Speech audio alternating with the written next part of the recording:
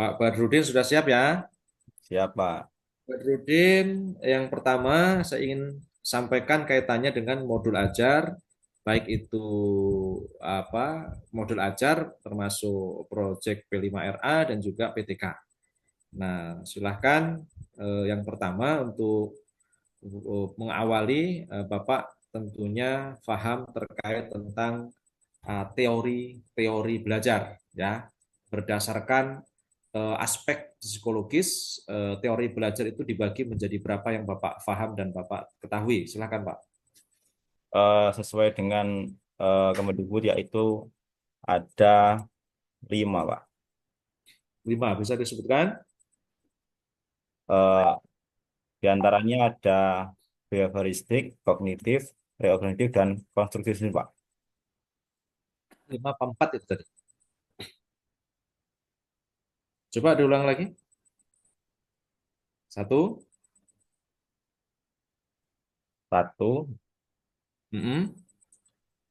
itu yang pertama Mm-mm. ada teori behaviorisme, Mm-mm. kemudian yang kedua ada teori kognitivisme, Mm-mm. kemudian yang ketiga ada konstruktivisme, Mm-mm. yang keempat ada humanistik, kemudian Mm-mm. eh, yang kelima ada sosial, Pak. Oke, 5 ya. Iya, Pak. Bapak paham Pak terhadap kelima-limanya itu Pak? Insya Allah, Pak. Oke. Di saat seperti apa Pak kita ini sebagai seorang pendidik itu ya harus mengaitkan dengan teori tersebut? Apa hanya sekedar itu menjadi landasan berpikir kita atau itu nanti bisa dimasukkan ke dalam form modul ajar kita atau seperti apa? Bapak bisa menjelaskan?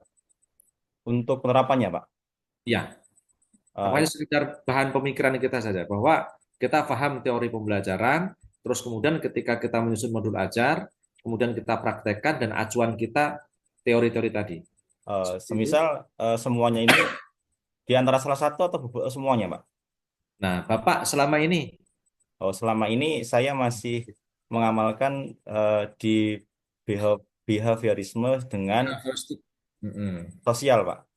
Dengan sosial ya, Ya, pasti itu ada alasan tersendiri kenapa. iya. Wah itu ya. Oke, Yang saya tidak pertama, akan membahas itu terlalu jauh. Yang paling penting Bapak bisa memahami terkait modul ajar Pak ya, sesuai ya, dengan Pak. prinsip-prinsip kurikulum yang diberlakukan saat sekarang ini yaitu kurikulum Merdeka.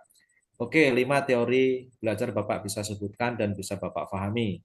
Untuk selanjutnya, bagaimana Bapak ketika menyusun modul ajar dalam menentukan CP, TP, ATP sampai dengan pengembangan critical and creative thinking sampai dengan nanti materi yang Bapak akan ambil dalam modul ajar tersebut. Silakan.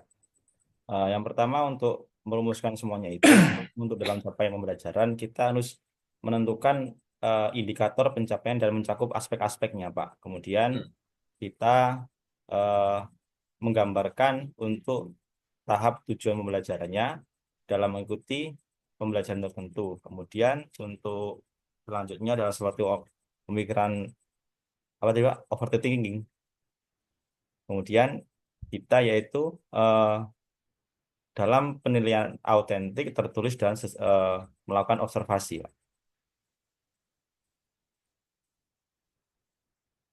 Kalau CP dari mana? Kalau CP itu eh, Sudah ada yang menentukan, sudah ditentukan kan itu? iya, Pak, dari CP, TP. kurikulum merdekanya, Pak. Oke. Dari Beskap ya. Iya, Pak. Dari badan apa tuh? BSKAP. Ada yang tahu? Badan Asesmen, Badan Standar ya, Oh iya. Asesmen Kurikulum ya dan Pendidikan ya. Itu yang mapel umum semuanya sudah ada di Beskap itu, CP-nya gitu kan, bahkan TP-nya. Nah, kalau di Kementerian Agama itu di KMA 450 ya tahun 2024. Ya sudah lengkap itu, tinggal kita kembangkan alur tujuan pembelajarannya gitu kan seperti itu. Nah, Pak Badrudin itu terkait tentang Bapak mengajar mapel PAI yang Bapak angkat dalam modul ajar temanya materinya apa Pak? Materinya Saya buat di sini tentang akidah akhlak, Pak. Fase Bapak fase berapa, Pak? Fase D, Pak, kelas 7 saya. Oh, kelas 7 ya, Iya, SMP Pak. ya. Iya, Pak. Oke, kelas 7. Oke, nah dalam materi yang Bapak angkat dalam modul ajar itu, Bapak menggunakan model pembelajaran apa? Saya di sini menggunakan model PBL, Pak. PBL, Iya, Problem Based Learning. iya, Pak.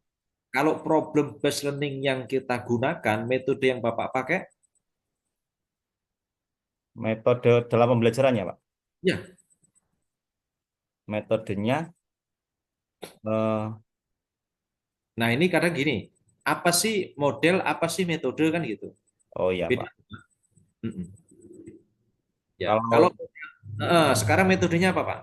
Untuk supaya PBL itu bisa berjalan, kan kita pakai metode nih. ya, Nah, apa coba?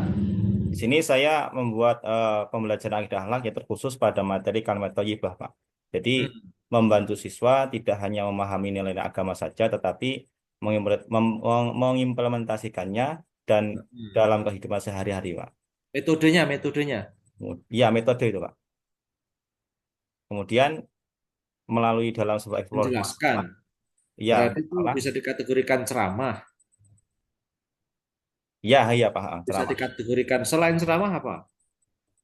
Selain ceramah, eh, Metode role playing, metode diskusi, metode tanya jawab, selain metode ceramah, saya drill. menggunakan sama dengan beberapa teman yang Pak Anwar dengan Pak Jumeri itu dengan diskusi kan, Pak. Jadi Bapak Ibu sekalian, sebenarnya metode itu kan banyak sekali ya. Iya, Pak. Metode ini nanti akan mempengaruhi daripada PTK misalnya kan seperti itu. Kelanjutannya seperti itu. Nah, khusus untuk materi tentang akhlak apa tadi terpuji? Akidah halak, Pak. Akidah akhlak tadi. Ya, Materi pada materi apa tadi? materinya kalimat thayyibah, Pak. Oh, kalimat thayyibah. Nah, Iya, kan begitu. Untuk kalimat thayyibah dengan model pembelajaran PBL itu yang tepat menggunakan metode apa kan gitu. Nah, kan itu kan problem based learning. Anak-anak ini kan disajikan disuguhkan beberapa materi-materi untuk kemudian dia bisa berpikir untuk memecahkan masalah dengan menggunakan metode apa kan berarti gitu. Berarti kan khasnya dari PBL itu kan tugas, berarti kan LKPD, baik itu individu maupun kelompok. Ya kalau mau khas lagi sebenarnya kelompok, tugas kelompok itu menjadi ciri khas daripada PBL maupun PJBL gitu kan. Seperti itu. Kalau kelompok itu kan penilaiannya nanti kan double. Secara individu di kelompok dia seperti apa, hasil kelompoknya bagaimana. Nah, jadi itu ya Pak, ya, Pak Pak. Badrudin. Jadi model pembelajaran harus dilengkapi dengan metode yang tepat juga seperti itu. Nah, eh, Bapak ada unsur TPACK-nya nggak Pak di modul ajar Bapak itu? Ada, Pak. Nah, di mana itu? Bisa ditunjukkan. TPACK-nya saya menggunakan yaitu teknologi kan, Pak ya.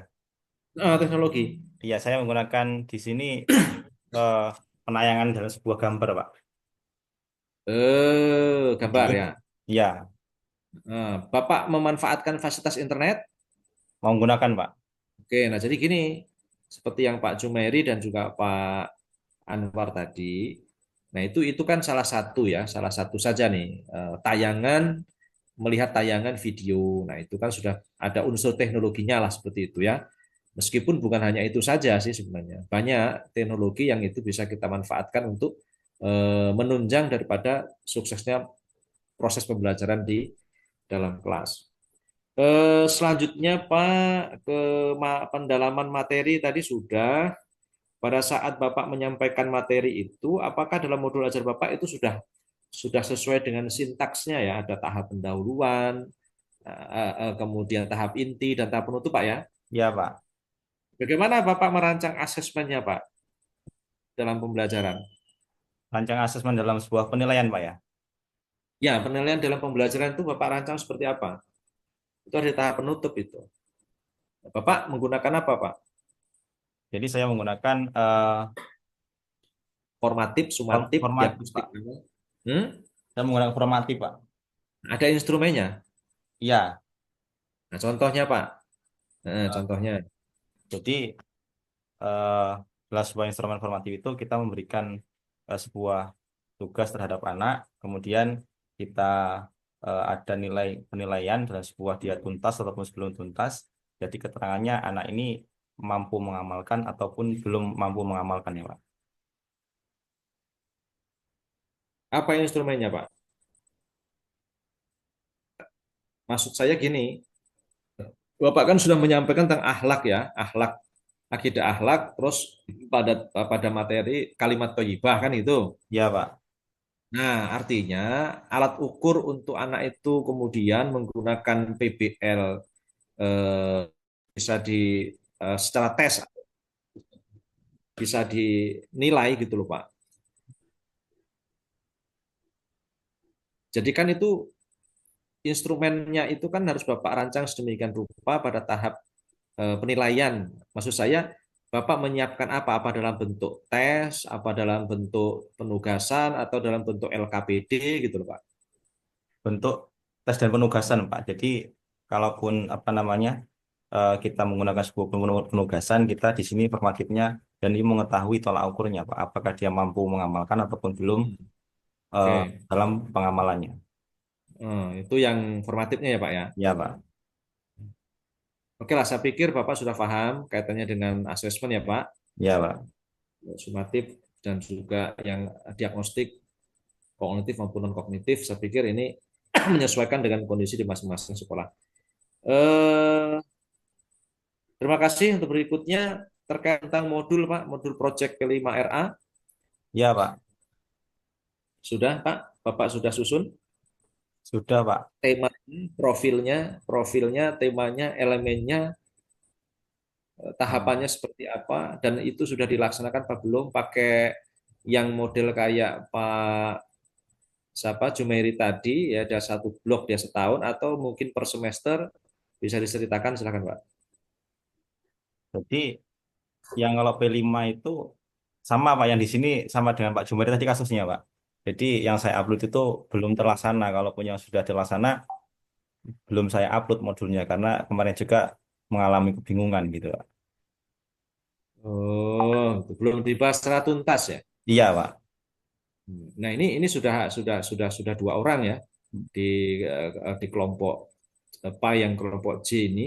Saya pikir nanti ini di catatan kita semua ini untuk Hmm. modul ini.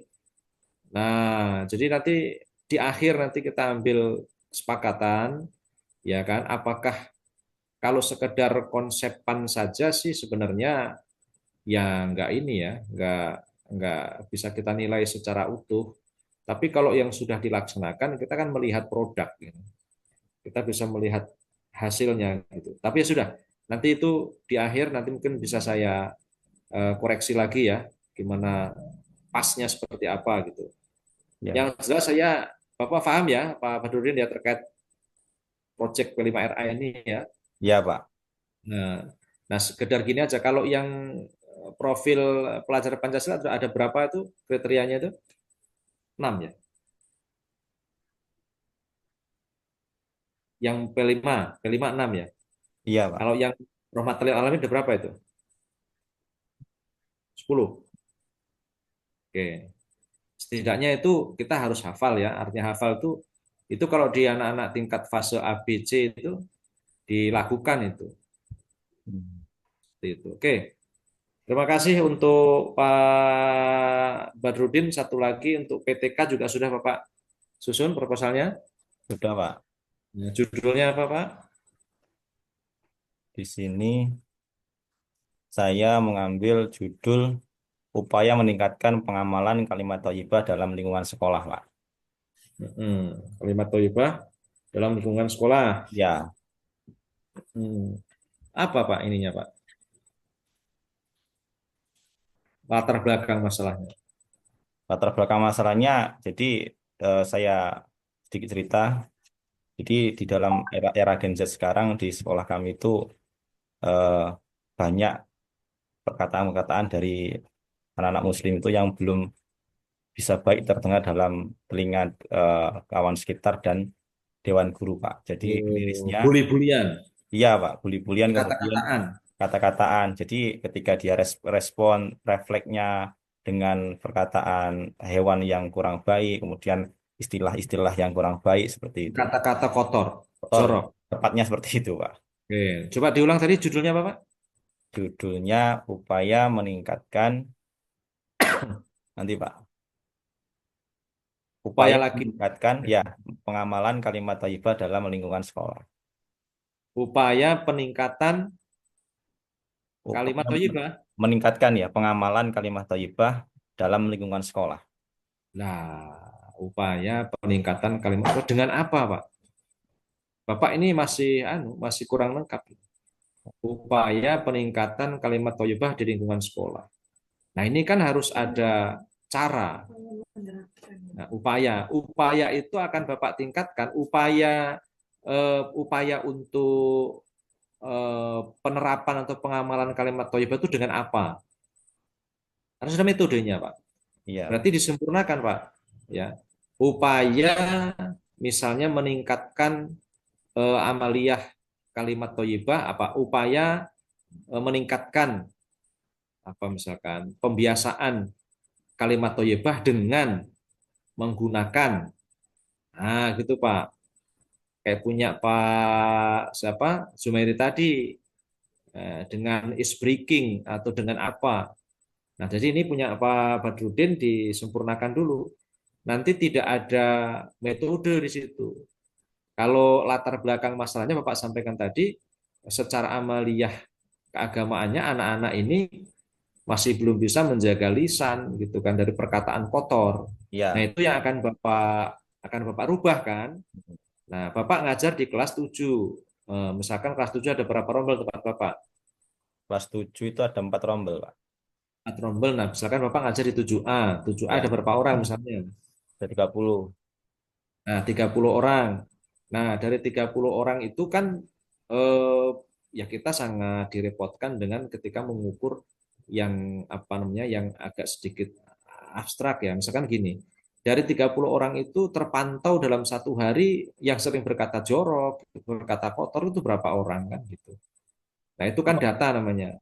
Iya, data sementara yang saya ampu itu hampir semua, Pak. Mungkin beberapa yang Waduh, parah. iya, Pak. Nah, ini memang apa ya? Jadi tantangan tersendiri gitu.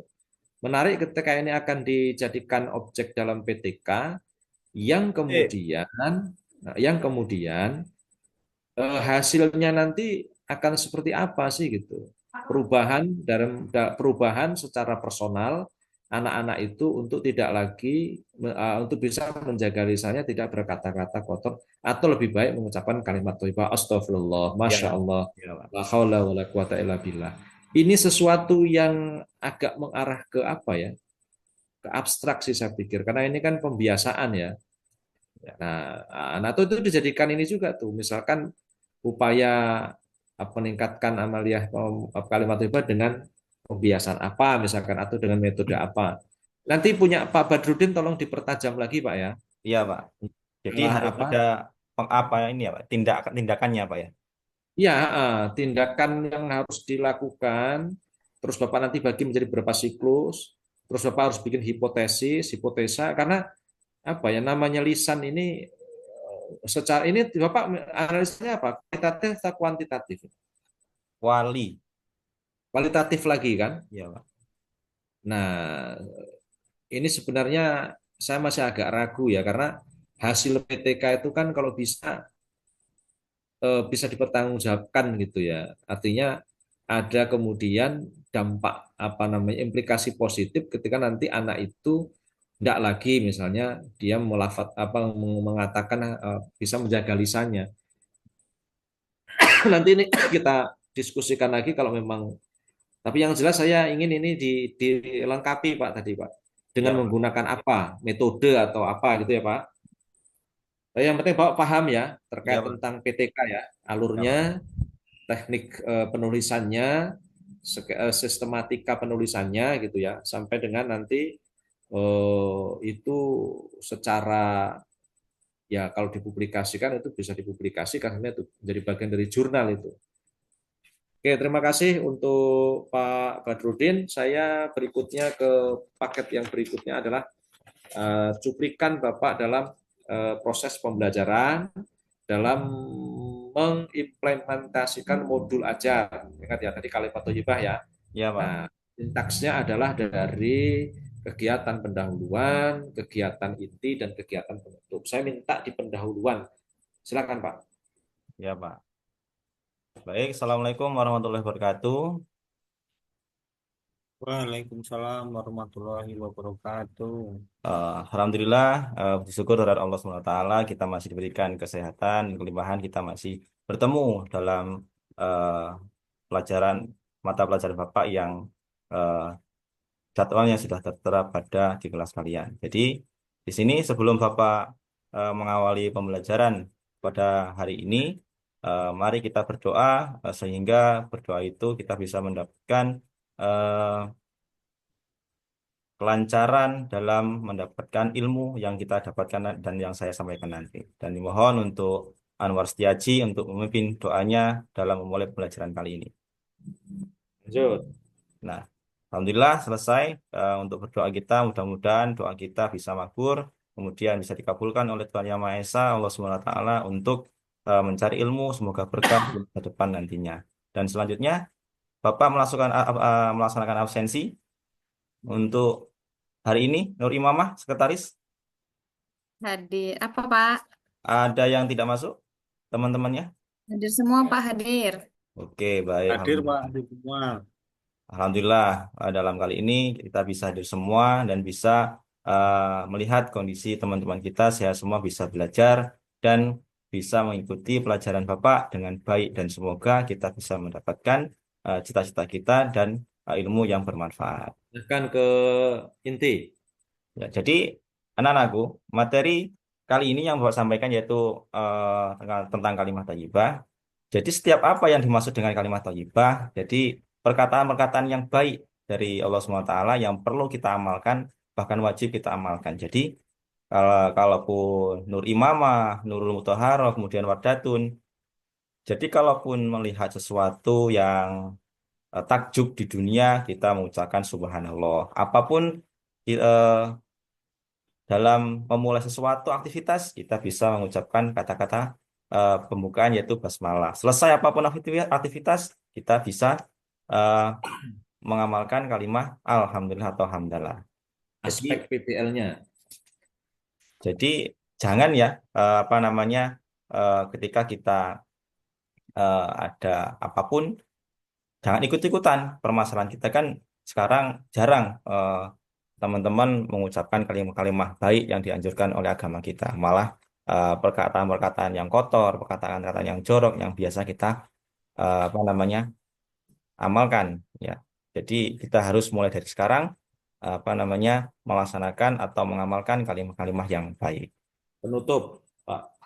Jadi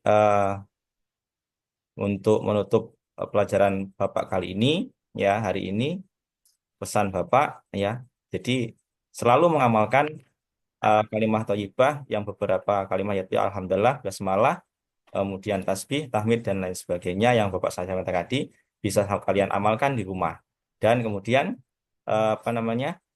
Jangan sampai kita juga mengucapkan kalimat-kalimat kotor yang biasa-biasa kita ucapkan dirubah untuk mengucapkan kalimat-kalimat yang baik. Terima kasih.